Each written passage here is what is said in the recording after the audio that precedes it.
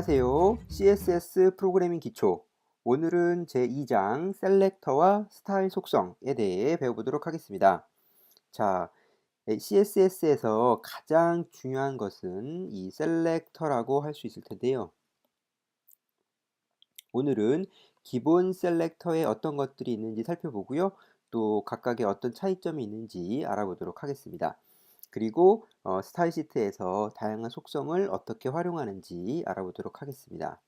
이 강의를 통해서 CSS 셀렉터의 다양한 종류를 배우고 또 여러 가지 형태로 HTML 문서에 CSS를 적용할 수 있게 됩니다.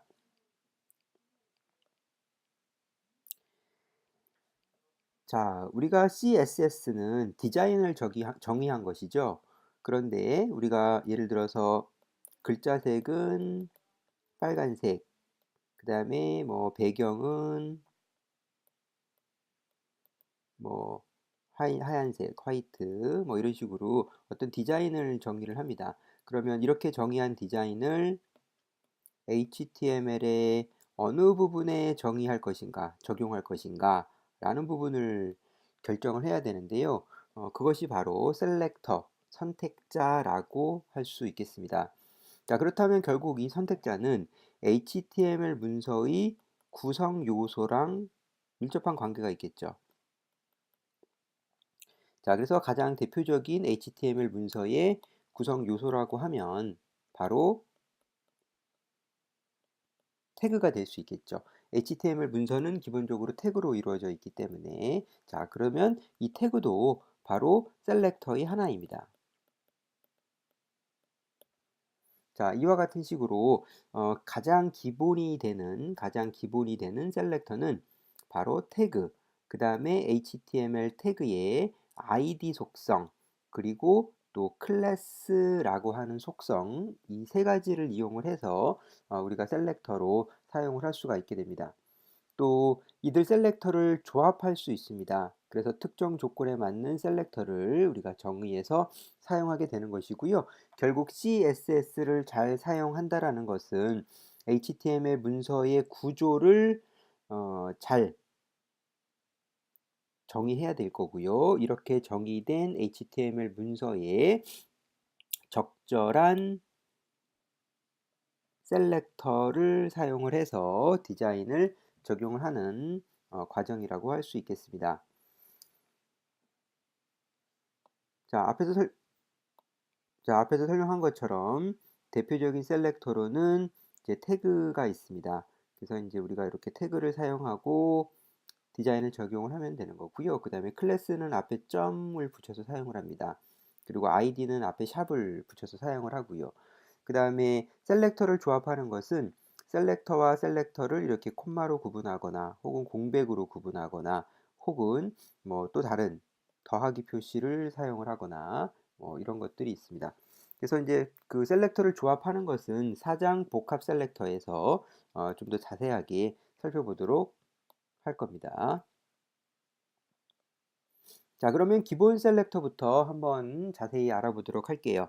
자, 먼저 태그입니다. 태그 셀렉터는 바로 태그 이름으로 HTML의 요소를 선택하는 거예요. 예를 들면 문서 내에 있는 모든 p 태그에 대해서 이와 같은 디자인 속성을 적용해라. 이 속성들에 대해서는 뒤에서 조금 배울 텐데요. 기본적으로 텍스트 얼라인이라고 하면 요 요소 안에 있는 텍스트를 어떻게 정렬할 것인가를 결정해 주는 거예요. 그래서 left, right 혹은 center 이렇게 정렬을 할 수가 있겠고요. 컬러는 기본적으로 텍스트의 컬러를 얘기합니다. 그래서 요 p 태그 안에 있는 글자 색깔을 레드로 하겠다. 네, 그런 디자인 정의인 거고요. 예를 들어서 H1에서부터 H4까지의 모든 태그들을 전부 다 블루 컬러를 사용하고 싶다. 그러면 이렇게 콤마로 구분을 해서 각각의 태그들을 나열을 해주면 됩니다. 자, 이러한 CSS의 디자인 정의는 이제 중첩해서 적용이 가능하죠. 이게 무슨 얘기냐면 예를 들면은 또 상속, 예, 이런 개념들이 같이 적용이 됩니다. 그래서 예를 들면 body 태그에 대해서 우리가 컬러를 레드로 했습니다. 그럼 요거는 HTML 바디 태그 안에 있는 모든 콘텐츠들은 다 빨간색으로 표시가 된다라는 디자인 정의가 되는 건데요. 그 중에서 예를 들면 우리는 H1 태그에 대해서만 컬러를 블루로 하겠다. 이렇게 할 수도 있는 거죠. 그러면 바디에서 전체 색깔을 빨간색으로 했지만 H1은 그 컬러 속성이 오버라이트 돼서 블루 색깔로 나타나게 되는 겁니다. 자, 경우에 따라서는 태그의 특정 속성에 대해서 셀렉터를 지정하는 것도 가능합니다. 예를 들면은 우리가 HTML 폼에서 배웠던 인풋 태그 같은 경우에는 다양한 타입이 있습니다. 인풋 타입은 텍스트도 있고, 인풋 타입은 버튼도 있고, 인풋 타입은 레디오도 있고, 체크박스도 있고 되게 다양한 인풋 타입의 형식들이 존재합니다. 그러면 다 디자인이 다르겠죠? 인풋 타입 텍스트는 한 줄 입력하는 거고 버튼은 이제 말 그대로 버튼 형식이 생기는 거고 레디오는 여러 개 중에서 하나 고르는 거고 디자인이 다릅니다. 근데 우리가 만약에 인풋이라는 태그에 디자인 적용을 하게 되면은 모두 똑같은 디자인이 적용이 되겠죠. 그래서 요거 따로 요거 따로 요거 따로 하고 싶다. 그런 경우에는 이런 식으로 타입 속성이 텍스트인 인풋에 대해서만 이런 디자인을 적용하겠다. 이렇게 하는 것이 가능하죠. 그래서 이제 우리가 태그를 기본 셀렉터로 사용하지만 보다 정밀하게 사용하기 위해서 특정 속성에만 적용하는 방법이 있다. 자, 그렇지만 이 태그 셀렉터에는 한 가지 문제가 있습니다. 자, 어떤 문제냐면 문서 내 모든 태그에 적용이 되는 거죠. 네. 그러니까 앞에 있는 어떤 H1 또 뒤에 있는 어떤 H1 자, 똑같이 적용이 되는 거예요. 네. 그런데 이제 우리가 요 H1은 빨간색, 요 H1은 파란색 이렇게 정의를 하고 싶다는 거죠. 그렇지만 현재 상태에서는 그게 안 되죠. 예, 왜냐하면 모든 H1은 다 동일한 색상을 가져야 되기 때문에 그래서 이렇게 태그를 셀렉터를 사용하는 방법은 나름대로 한계가 있습니다. 그래서 이제 기본적인 그 문서의 태그 구조에 대해서 디자인을 적용할 때 그 태그를 기반으로 기본 CSS를 정의하는 것이고요. 이제 좀 더 보다 정밀하게 디자인을 적용하기 위해서는 뒤에 나오는 아이디나 클래스를 사용을 해야 됩니다. 자, 먼저 이제 아이디를 살펴보면요. 아이디는 우리가 HTML에서 배운 것처럼 문서 내에서 유일한 값이에요. 문서 내에서 유일한 값. 자, 어떤 태그에서든 우리가 아이디 속성을 쓸 수 있고요. 그 아이디 속성에 들어가는 요 값은 다른 곳에는 존재할 수가 없는 것이죠. 그래서 우리가 이렇게 문서 내에 여러 콘텐츠들이 있다라고 가정을 했을 때 특정 아이디를 가지는 위치는 딱 한 군데만 존재를 하는 거예요. 그래서 예를 들어서 내가 뭐 H1 태그든 H2 태그든 어떤 태그든 상관없이 딱 요 자리에만 뭔가를 적용하고 싶다. 그럴 때 쓸 수 있는 것이 바로 아이디가 되겠습니다. 사용하는 방법은 디자인 정의를 할 때는 우리가 앞에 샵을 붙여서 아이디 이름과 디자인 속성을 정의해 주면 되는 것이고요. 그 다음에 문서 내에서는 그냥 기본적으로 ID 하고 ID 값을 사용을 하면 되겠습니다. 자, 아이디를 사용하는 방법은 사실 굉장히 쉬운 방법이죠. 예, 원하는 위치를 그냥 지정을 해서 무조건 정의를 할 수가 있으니까. 근데 이제 주의해야 될 거는 문서의 모든 요소를 다 아이디로 구분할 수는 없는 거예요. 그건 굉장히 비효율적이겠죠. 예, 예. 그러면 예를 들어서 중첩 적용해야 되는 부분에 있어서도 아이디는 고유한 위치 영역을 따로 가지기 때문에 다 따로따로 적용을 해야 돼요. 중첩 적용하는 데도 좀 어려움이 있고 재활용하는 데도 어려움이 있습니다. 예를 들면 이게 이제 A.html이고 B.html에서도 여기서 사용되었던 디자인 요소들을 사용을 해야 되는데 그러면 똑같은 아이디 값들을 여기도 사용을 해야 되거든요. 그래서 이제 약간 비효율적인 측면이 존재를 하게 됩니다. 자, 그래서 보통 이제 이 아이디를 사용하는 방법은 문서의 전체적인 구조를 설계해 놓고 그 설계된 문서의 디자인을 적용하기 위한 글로벌 요소로 사용을 하는 경우가 많이 있습니다. 또한 어떤 규격에 맞는 문서, 규격에 따르는 문서가 있다라고 가정을 하고 동일한 규격을 따르는 여러 개의 문서가 있는 거죠. HTML들이 있는 거죠. 그랬을 때 우리가 A라는 스타일, B라는 스타일을 적용을 해서 여기다도 적용할 수 있고 여기다도 적용을 할 수 있어요. 뭐를 수정하지 않아도 돼요? 문서를 수정하지 않아도 됩니다. 왜냐하면 이렇게 이제 아이디를 구분해서 사용을 하고 있기 때문에 이 구분된 아이디에 대해서 외부에서 디자인을 적용할 수가 있는 거죠. 그래서 이제 그런 형태로 사용을 할 때 아이디를 쓸 수가 있겠고요. CSS에서 가장 보편적으로 사용하는 셀렉터는 바로 클래스 셀렉터입니다. 클래스 셀렉터. 자, 그래서 클래스 셀렉터는 디자인을 먼저 적용을 하는 거예요. 자, 예를 들어서 우리는 레드 박스다. 그러면 빨간색의 배경을 가는 박스를 하나 정의한다라고 가정을 하고요. 그 다음에 블루 텍스트, 파란 색깔의 글자색을 가지는 스타일을 하나 지정을 했다라고 칩시다. 그러면 이렇게 스타일을 적용을 해놓고 문서 내에서 사용을 하면 되는 거예요. 예를 들면 div 클래스는 레드 박스. 그러면 요 div 영역이 바로 요 레드 박스 속성이 적용이 되는 거예요. 그 다음에 또 다른 곳에서 어떤 태그를 쓰든 뭐 h1 태그를 써도 상관없습니다. 클래스는 레드 박스 이런 식으로 사용을 할 수 있죠. 그래서 동일한 디자인, 레드 박스가 지정하고 있는 동일한 디자인을 적용하기를 원하는 곳에서 해당 클래스 이름을 사용해 주면 되는 거예요. 자, 그리고 이 클래스들은 중첩해서 사용을 할 수가 있죠. 예를 들면 이제 두 가지를 다 적용할 수 있는 거예요. 그래서 div 클래스는 레드 박스 블루 텍스트 이런 식으로 사용을 할 수 있는 거죠. 그러면 레드 박스의 속성과 블루 텍스트의 속성이 다 결합이 되는 거예요. 그러면 이제 빨간색 배경에 박스에 파란색 글자가 나타내는 박스를 만들 수가 있죠. 자, 이와 같이 조합을 했었으니까 블루 텍스트가 아니라 그린 텍스트 CSS도 만들 수 있고 블루 박스도 만들 수 있고 그래서 다양하게 활용을 할 수가 있습니다. 그래서 보통 이제 라이브러리죠.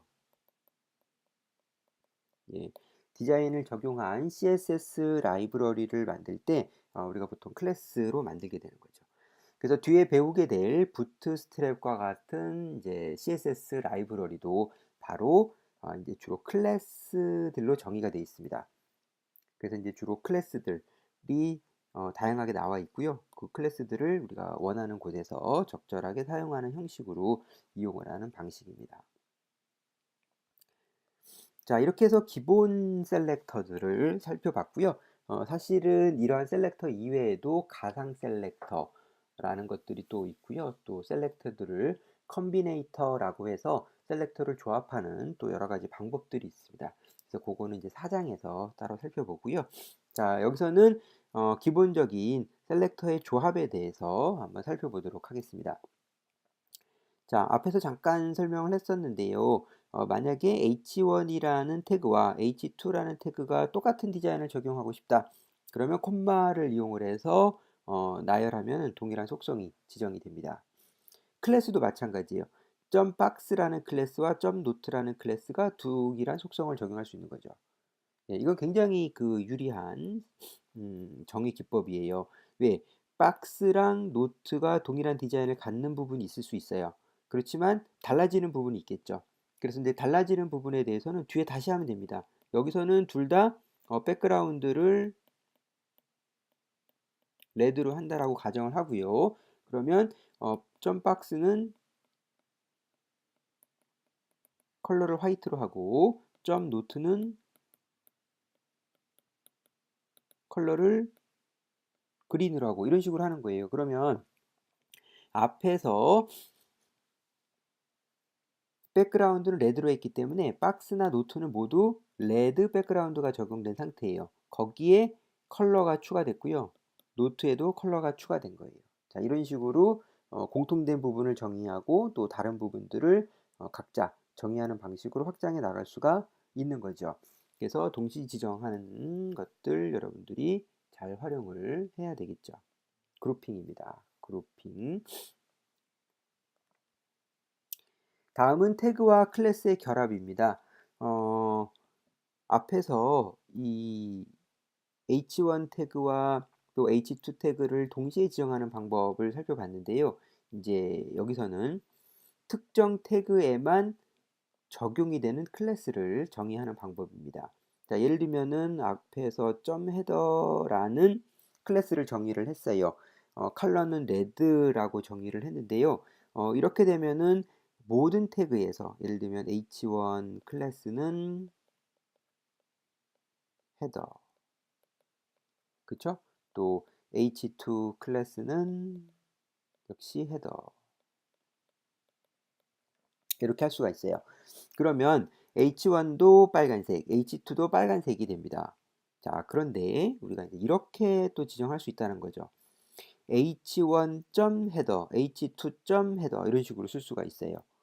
자, 이건 무슨 말이냐면 헤더 클래스인데 이 헤더 클래스가 어디에 쓰였을 때 H2에 쓰였을 때 얘는 H1에 쓰였을 때 각각 이 속성을 적용하겠다라는 겁니다. 자, 그러면 만약에 똑같은 상황에서 div의 클래스는 역시 헤더라고 쓸 수가 있어요.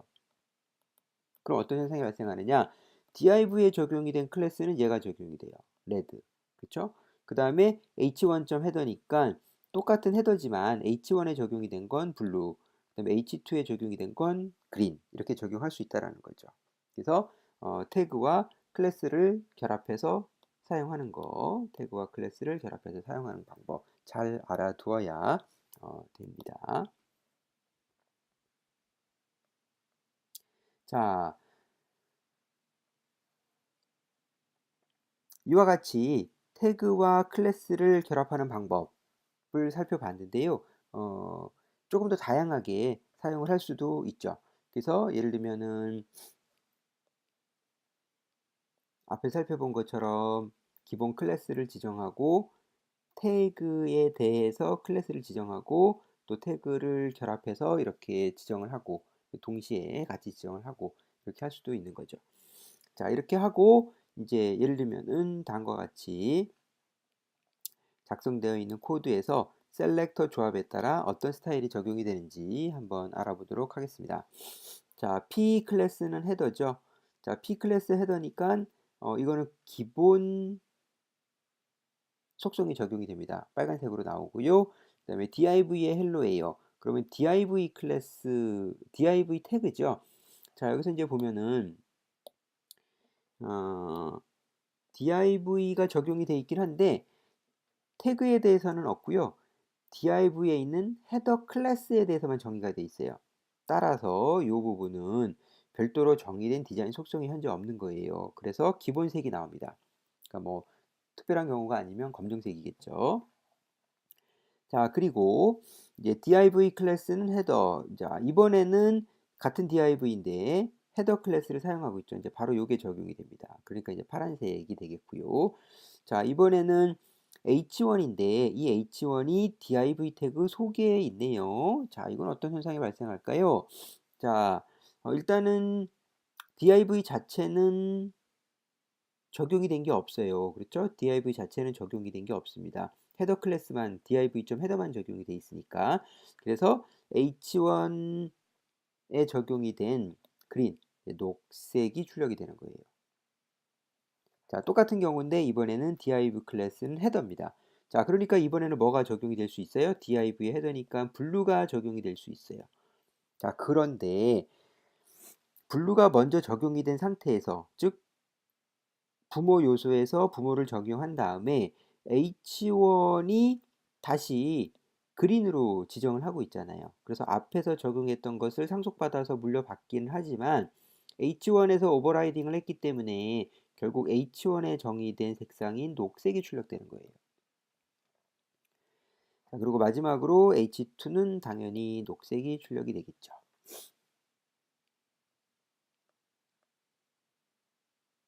자, 그러면 이제 앞에서 살펴본 이 셀렉터들에서 디자인을 적용하기 위해서 사용하는 속성들에 대해서 알아보도록 하겠습니다.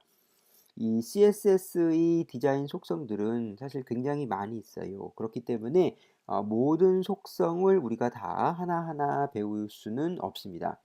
그래서 본 강좌에서는 대표적인 속성들을 유형별로 구분해서 살펴볼 거예요. 예를 들면 기본 글자와 관련된 거, 폰트와 관련된 거, 배경과 관련된 거 등등. 자, 그래서 유형별로 구분해서 살펴보고요. 그 다음에 언급되지 않는 중요한 속성들은 이후 강좌에서 예제가 나올 때마다 살펴보도록 하겠습니다. 자, 먼저 글자와 관련된 속성들입니다.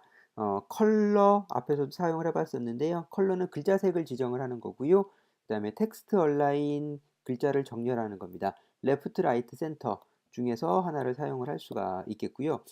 자, 텍스트 얼라인을 justify라고 할 수 있어요. 이거는 양쪽 정렬입니다. 주로 이제 한글보다는 영문에 많이 적용이 되는 방식이라고 할 수 있겠고요. 우리가 이제 문장을 정리하다 보면은 이렇게 이제 좀 삐뚤삐뚤하게 돼요. 왜냐하면 길이가 다르기 때문에. 그럼 이제 좀 보기가 안 좋을 수 있기 때문에 글자들의 간격을 맞춰가지고 이렇게 동일한 모양으로 나올 수 있도록 하는 방법. 그게 이제 텍스트 얼라인 저스티파이예요. 그래서 이제 한글보다는 주로 이제 영어 문서에 많이 사용하는 방식입니다.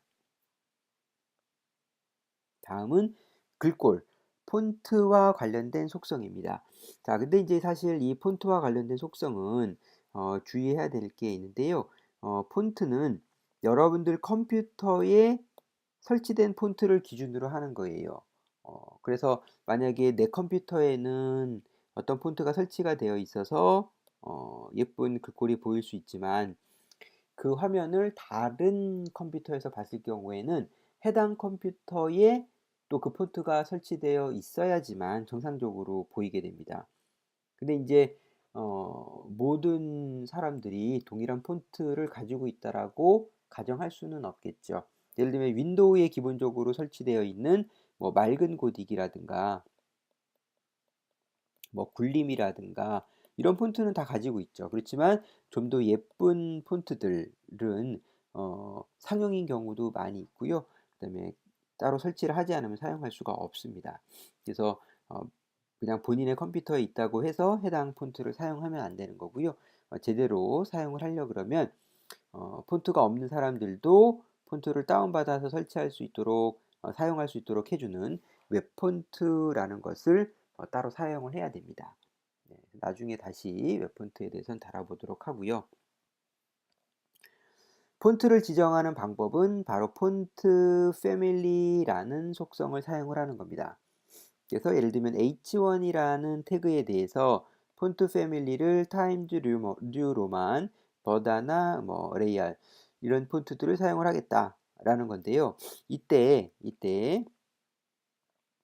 폰트의 이름은 이제 기본적으로 영어로 된 폰트 이름이 있고요. 또 한글로 된 폰트 이름이 있고 그렇습니다. 이때 폰트 이름이 여러 이렇게 공백으로 구분이 된 여러 단어로 이루어진 폰트라면 반드시 쌍따옴표를 써줘야 되고요. 그렇지 않으면 그냥 써줘도 됩니다. 그 다음에 나열된 순서로 폰트가 적용이 돼요. 예를 들면 이 폰트가 컴퓨터에 있으면 일단 이 폰트를 먼저 보여주고요. 그 다음에 없으면 이 폰트, 그 다음에 없으면 이 폰트예요. 그래서 이제 마지막에 있는 폰트는 fallback 폰트로 보통 사용을 하죠.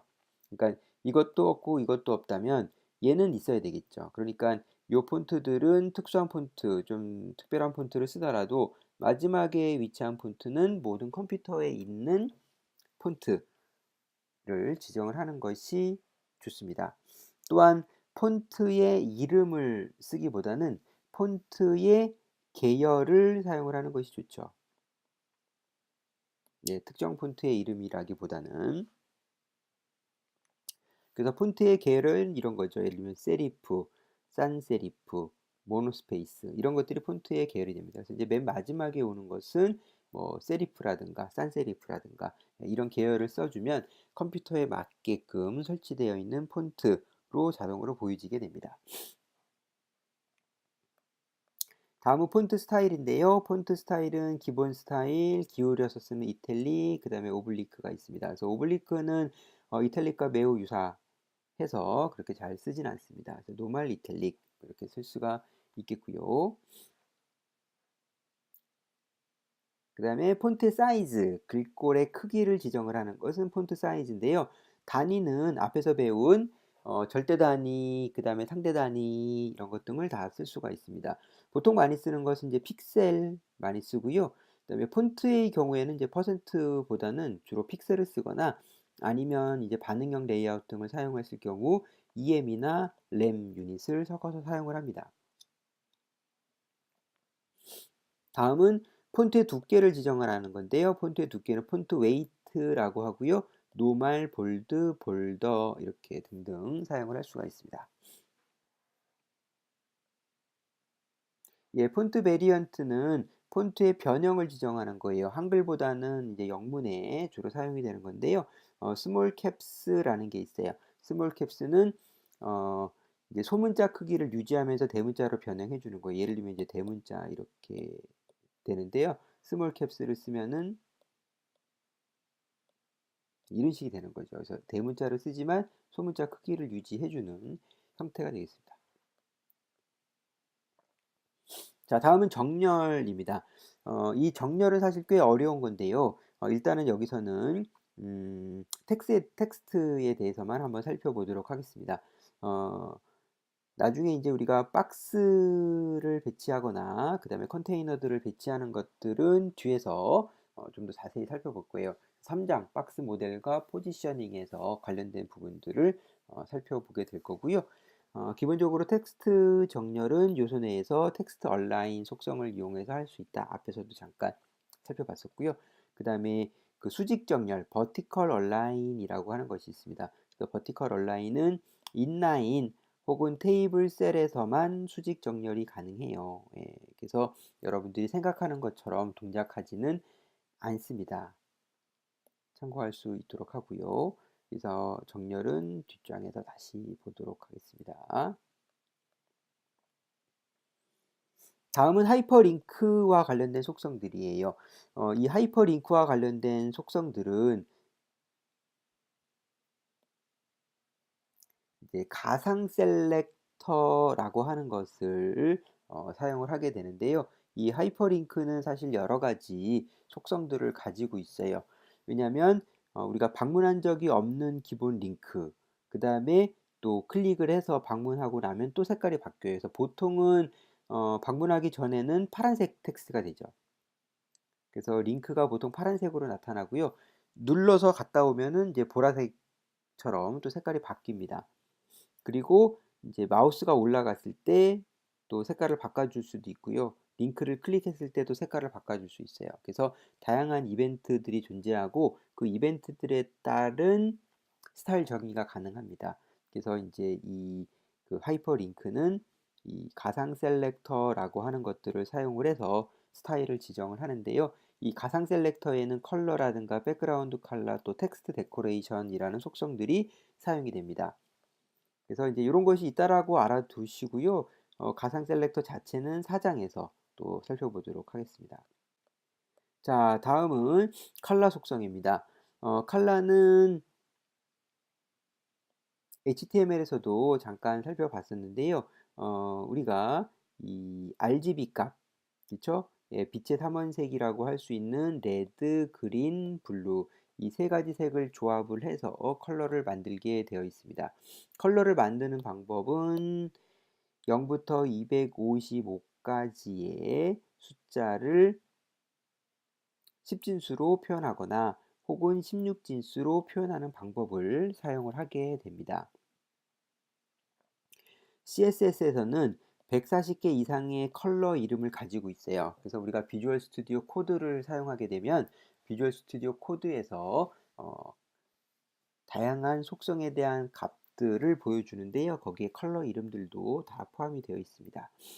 그 다음에 16진수 값, 그 다음에 등을 사용할 수 있겠고요. 그리고 이제 컬러를 지정하는 방법은 기본은 RGB예요. RGB고 그 다음에 16진수 값을 쓸 때는 앞에 샵을 붙여서 사용을 하고요. 그 다음에 RGBA라는 또 지정 방법이 있습니다. RGBA는 이 투명도 알파 값을 적용시키는 거예요. 그래서 컬러의 투명도를 설정할 수 있습니다. 0은 완전 투명이고 1.0은 완전 불투명이 돼요. 자, 예를 들면은 이제 우리가 레드 색상의 경우에는 RGB로 표현하게 되면 요게 이제 레드, 그린, 블루 자리잖아요. 레드는 255, 가질 수 있는 모든 큰 숫자를 다 가졌습니다. 그린과 블루는 제로죠. 그러니까 이제 레드 색깔이 되는 겁니다. 16진수로 표현하면 이렇게 되는 거고요. 다른 컬러들의 조합도 참고하기 바랍니다. 그 다음에 이제 HSL이라는 표기법이 있습니다. Hue, Saturation, Lightness의 조합으로 색깔을 지정하는 방법이 되겠고요. 결과는 동일합니다. 우리가 이제 어떤 그 표기법을 사용하느냐에 따라 다른 거지, 사용할 수 있는 색깔 방법은 다양하게 똑같이 적용을 할 수가 있습니다. 그래서 RGB나 HSL이나 뭐 원하는 대로 사용을 하면은 되겠고요. 보통은 이제 RGB를 씁니다. 그리고 이제 RGBA나 HSLA는 이와 같이 사용을 하는데요. 이 마지막 것이 바로 이제 알파 값입니다. 투명도죠. 자, 이제 마지막으로 배경 속성입니다. 색상이나 이미지의 배경을 지정하기 위한 속성이에요. 그래서 백그라운드 컬러, 백그라운드 이미지, 그 다음에 백그라운드 리피트, 포지션, 어태치먼트와 같은 속성들이 있습니다. 즉 배경과 관련해서 이렇게 다양한 속성이 있다라는 거고요. 백그라운드 컬러는 배경 글자 색을 지정하는 거고, 백그라운드 이미지는 배경을 이미지로 지정을 해요. 그래서 이제 이렇게 URL이라고 쓰고 파라메타로 이렇게 URL 값을 쓰는데요. 우리가 여러 번 이미지에 대해서 배워본 것처럼 이미지의 위치는 상대 경로, 절대 경로, URL이 모두 가능합니다. 그 다음에 이미지를 썼을 경우에는 우리가 이제 배경이 이만큼 있는데 이미지 크기가 요만해요. 그러면 이 공간이 남잖아요. 그러면 기본의 값은 이미지가 이제 리피트 반복돼서 나타나는 거예요. 그래서 요 이미지가 반복해서 이렇게 나타나는 방식이고, 반복하지 않으려면 no repeat라고 하면 되는 거고요. 그 다음에 뭐 백그라운드 이미지의 위치를 지정을 할 수가 있어요. 그래서 이쪽부터 배치할 것인지 이쪽부터 배치할 것인지, 그래서 이거는 라이트 탑 오른쪽 위에서부터 정렬을 시키겠다, 여기에다가 위치시키겠다라는 거고요.